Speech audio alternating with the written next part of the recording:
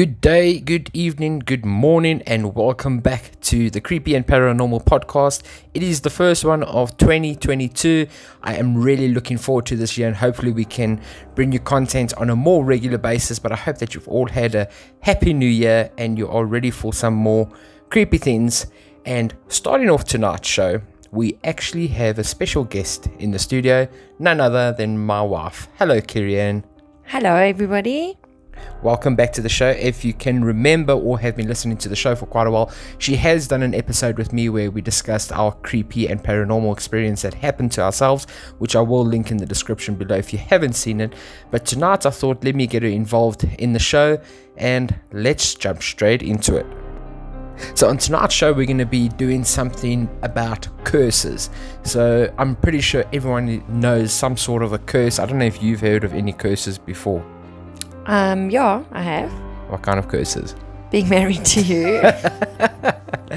Not the obvious curses. Or maybe the other way around, you being married to me. Maybe, but no, I'm just joking. We're going to be looking at curses, and a lot of curses tie into superstitions, or as my father-in-law calls them, stupidstitions.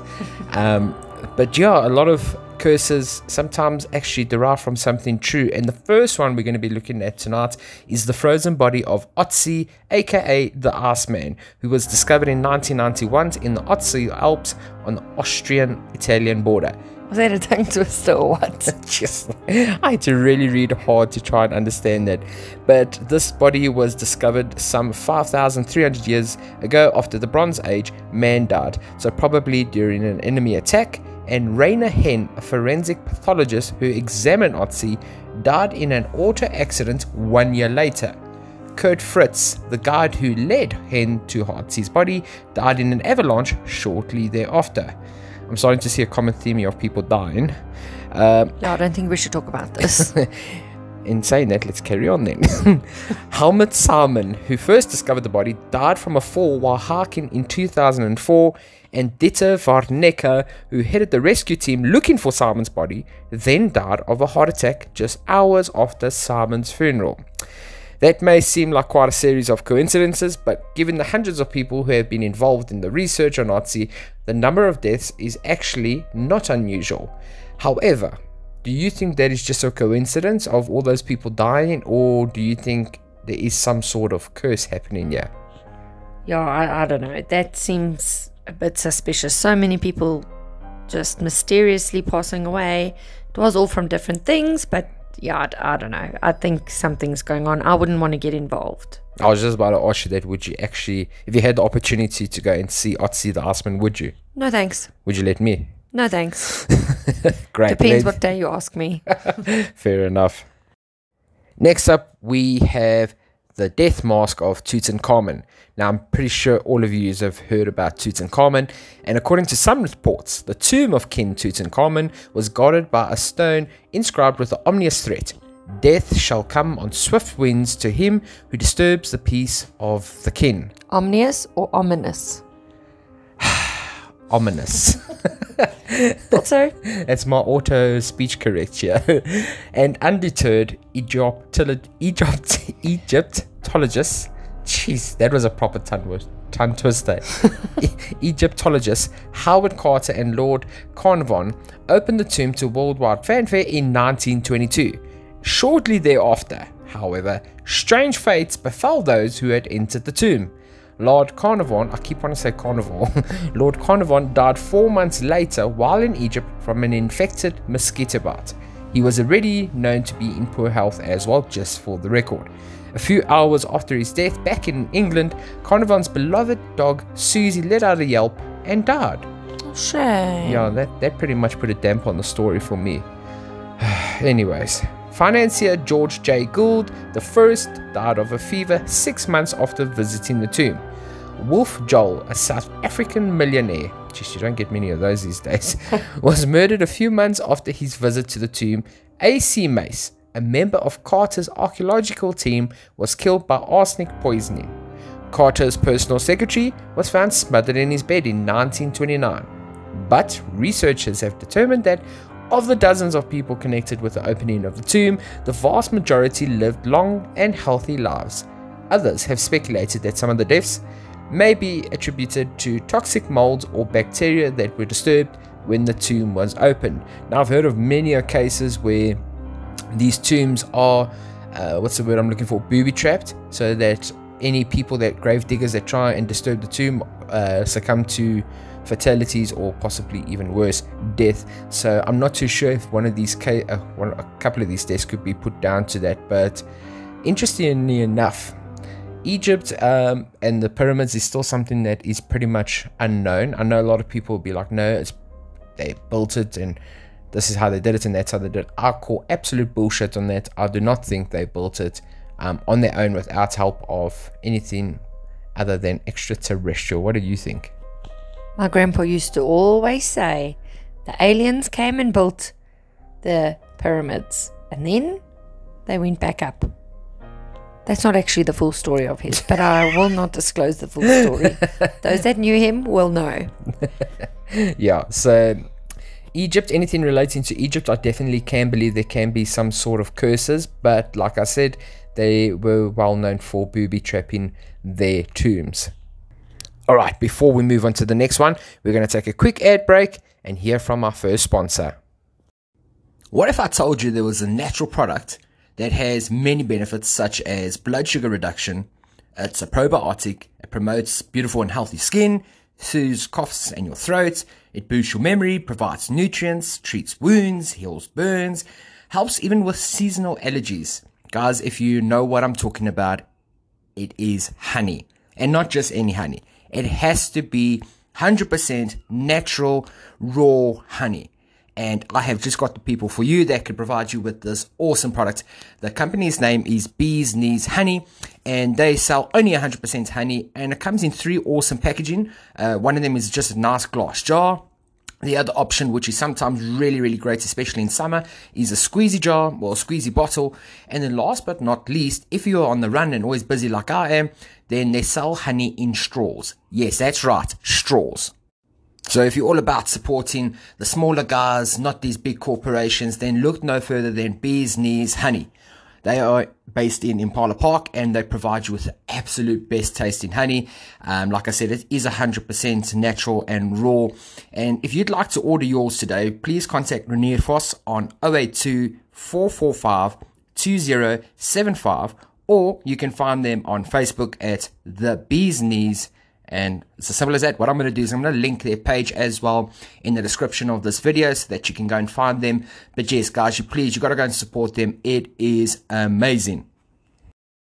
So here's another popular one that many have heard before, possibly in movies, which is called the Hope Diamond. And French merchant Jean-Baptiste Tavernier, according to legend, stole a 115-carat blue diamond from the eye of a Hindu idol in India for the sacrilege.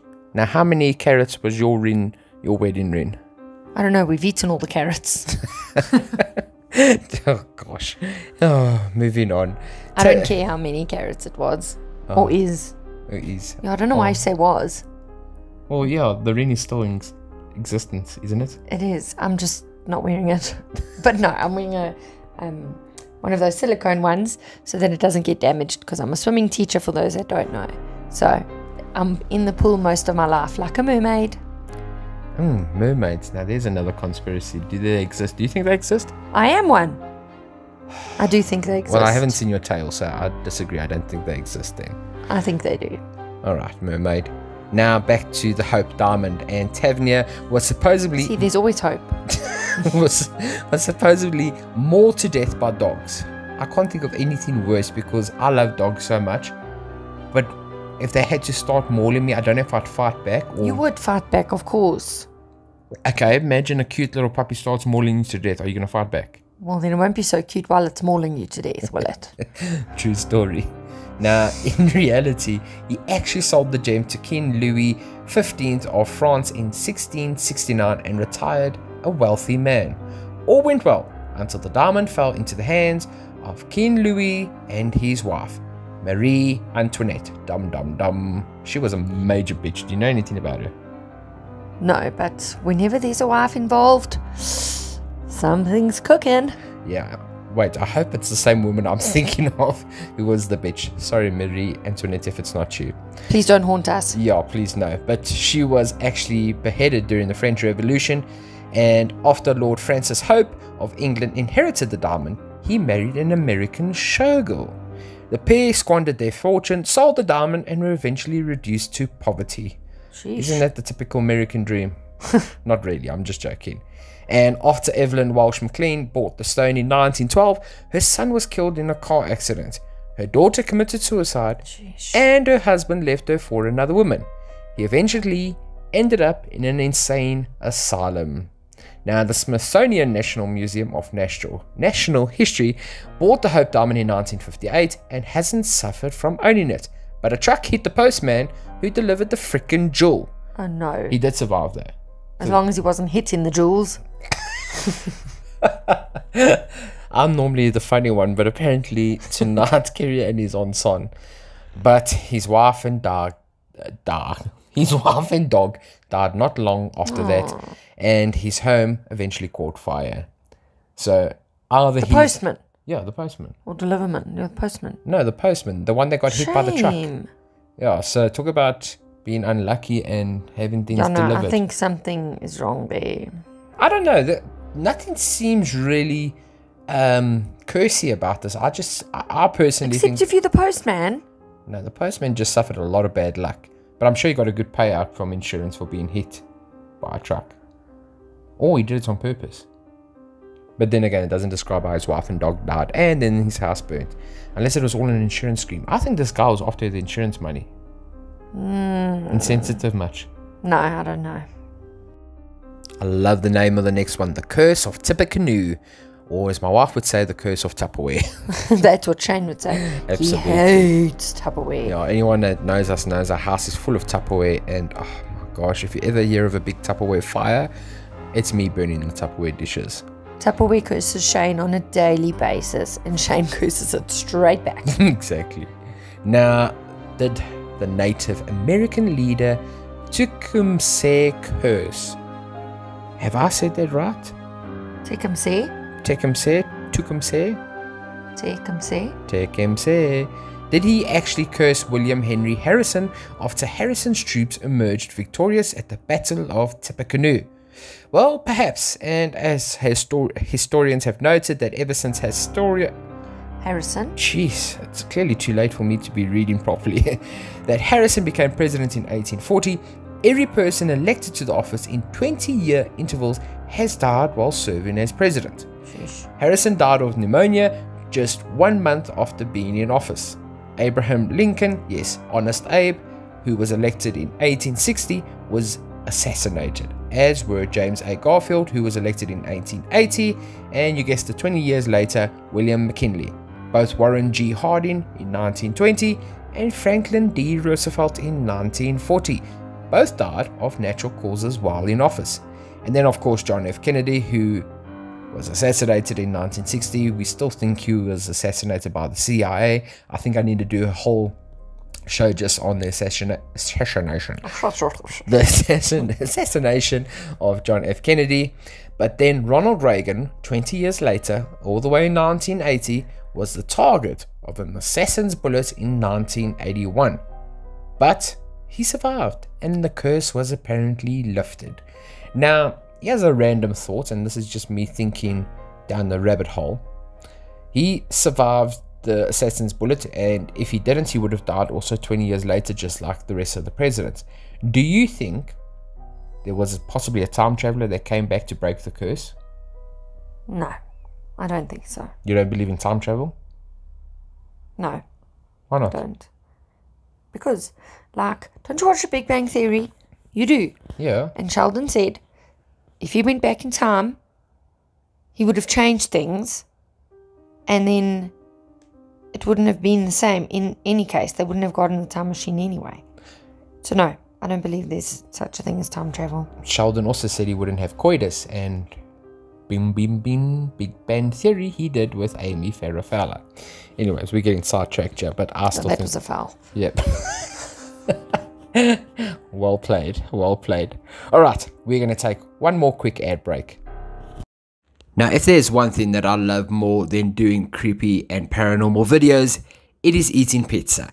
But not just any pizza. Pizza from Little Naples Pizzeria. Their menu offers a great selection of pizza, calzone, tremazzinis, as well as pastas, and they also offer burgers, chips, and buffalo wings, which is something really great to add on the side of your pizza. They prepare their food using only the highest and quality fresh ingredients, so you can be sure that you will taste freshness with every bite. Now, Little Naples Pizzeria is based here in Impala Park, just down the way. I think it's number 24 Freeland Road. And I'll tell you something, guys, they have the biggest selection of pizzas. I think that's probably my biggest nightmare, is having to look at the menu and make a decision on only one pizza. Luckily for us, there are 7 days in a week, which means you could try 7 pizzas. In an ideal world, yes. Guys, come on. You got to hit up Little Naples Pizzeria to order and taste the best pizza in town. They now have 2 branches and are looking to expand, so if you want to own your own store, please feel free to contact them as well. That's Little Naples Pizzeria. Last of the famous curse we're going to be looking at is the goat and the curse of the Chicago Cubs. In 1945, a man named Billy Goat Zionist was ejected from a Chicago's Cub game because he brought with him a pet goat. Who the fuck takes a pet goat to a game? What the hell is that about? How did he get past all the security in the first place? Was he hiding it in his backpack? I think he dressed the goat in the shirt. Oh my gosh. Can you just imagine that? You're sitting there, you think the guy sitting next to me really stinks, was making some funny sounds, and then boom, there's his goatee. You think he needs to shave. That's really weird. Well, outrage. Zionists reportedly cursed the club with the words, "The Cubs ain't gonna win no more." Jeez. American listeners, please don't hate me for that bad impersonation. Sure enough, the Cubs lost the next game and haven't won a World Series in more than a century. Sheesh. Despite many attempts over the years to lift the curse, some of them actually involving goats, and I do not want to even think what they've done to try and reverse the curse, while most regard the curse as a silly... Maybe they just let all the goats come and watch a game. Really? You think that? Oh, okay. Maybe. Or, I don't know. My friends that are staying in the Chicago area, have you ever seen a goat at one of the Chicago Cubs games? If so, please let me know. I need to actually Google to see if there's a picture, because that, if it's true, that is the most hilarious thing. Can you imagine like a team called the Black Hawks? You think there's going to be hawks in the crowd? No. Exactly. There might be some horse, but not hawks. Oh gosh. Well, most regard the curse as just a silly superstition, and many long-time fans take it very seriously. And in fact, in April, the police in Cook County found a decapitated goat tied to a tree near a golf course. Shame. A few days later, an unknown man delivered a smelly box addressed to Tom Ricketts, the current owner of the Chicago Cubs baseball team. Ugh. Inside, what was in there? What do you think was in there? A dead goat. No. Its head. Yes. Decaying goat's head. Oh. So, yeah, I don't think really that guy that got kicked out for bringing a freaking goat to the game cursed the actual stadium. I just think the Chicago Cubs really suck at baseball. What do you think? Not that you really know anything about baseball. No, I have no idea about baseball or who the Chicago Cubs are, so I ain't saying anything. Where do you think they're from? Brackpan. They're from Chicago. Oh, well done. At least you got that right. Yeah, look, I must say, I'm not going to lie. I don't really know a lot about baseball. I did try play it as a kid. I never knew that. Yeah. What was it called? The Alberton Angels Baseball Club. Wow. Yeah. That was Yonky Donks years ago. But I did try my hand at baseball. And actually, baseball led me to playing cricket. So, yes, what a lovely story that is. But I do not think there's any curse related to this story. What do you think? I don't know. I'm not sure. Really? Because now there's a guy cursed them and said some silly and they haven't won since. Yeah, but it's not like this guy was a reported witch doctor or something and then he shouted those words and then he killed that goat and blah, blah, blah. No, he wouldn't have killed that goat because he brought his goat in there. So I think he loved his goat and didn't want to leave his poor goat at home. So he rammed him into the car? Yes. Took him to the game? Yeah. But no, I don't know. That's just a bit weird that they haven't won a World Series in so long. Like, I don't know. Well, then go and look at Tottenham Hotspur, and we haven't won a trophy in so many years. So maybe we also cursed with that. I don't know. But I think that's enough with curses for now. Unless there are any other curses that you guys out there think we should cover on the show. Like I said, the John F. Kennedy, that is a show I've been wanting to do, or a podcast I've been wanting to do for ages. I just need to sit, and it's going to take me about a month to do all the research, just because I want to get every bit of information correct. I know till this day people are still testing the theory whether the sniper could have taken the shot. I know they've done it on the Joe Rogan show. I know Mile Higher podcasts have done it. I need to also do a video on that. So that is it for the curses tonight. But just a side note, now that you have listened to Kerry Ann for the second time on my show, I've been trying to convince her to start her own podcast. Not necessarily on any topic in particular, but one that I've suggested for her is basically becoming a mother for the first time, and all the things people don't tell you about when becoming a mother, like the good things, the bad things, mostly the bad things, because everyone will tell you about good things about becoming a parent, in this case particularly a mother, but they never tell you about all the bad things. So I think because otherwise people won't have children. There's a reason. But I do believe that there is a place where some things need to be mentioned, so mommies don't feel alone, and dads actually. But because there's so much focus on the moms and what they go through, but the dads go through their own whole thing as well, and there's no support groups for dads or anything like that, or advice for dads even. But I don't think people would even be interested. No, I think people need to. I think people would be hell of a more interested than you actually think. So if you think she needs to start a podcast on motherhood or whatever you want to call it, please drop us a comment or contact me and reach out to us. Let us know if you would be interested in something like that. And if you wouldn't be interested in something like that, maybe someone out there you know has become a mother recently or is still going through some of the trauma of motherhood, because it can be a very traumatic experience. Let us know if that is something she needs to do. I am all for it. Let me know. Yeah, but you make it sound like it's all a bad thing. It's not a bad thing. No. Becoming a mom is the best thing I've ever done, and I was born for it. Absolutely. I just really believe that's my purpose in life. Yeah. But like our journey and all of that, I could also put into the podcast. But we'll wait and see. Exactly, we'll handle it then. So the fact is, you're already thinking positive and ahead that we will be doing a podcast. So we are going to be logging off for tonight. We are going to be opening a packet of chips. We're going to be watching some TV, and I'm going to be thinking of the next podcast we're going to do, making it something darker, creepier, scarier, bloodier, and gorier. Thank you very much for joining us, Kerry Ann. Thanks for having me. And guys, don't forget, when you go to sleep, check under your bed.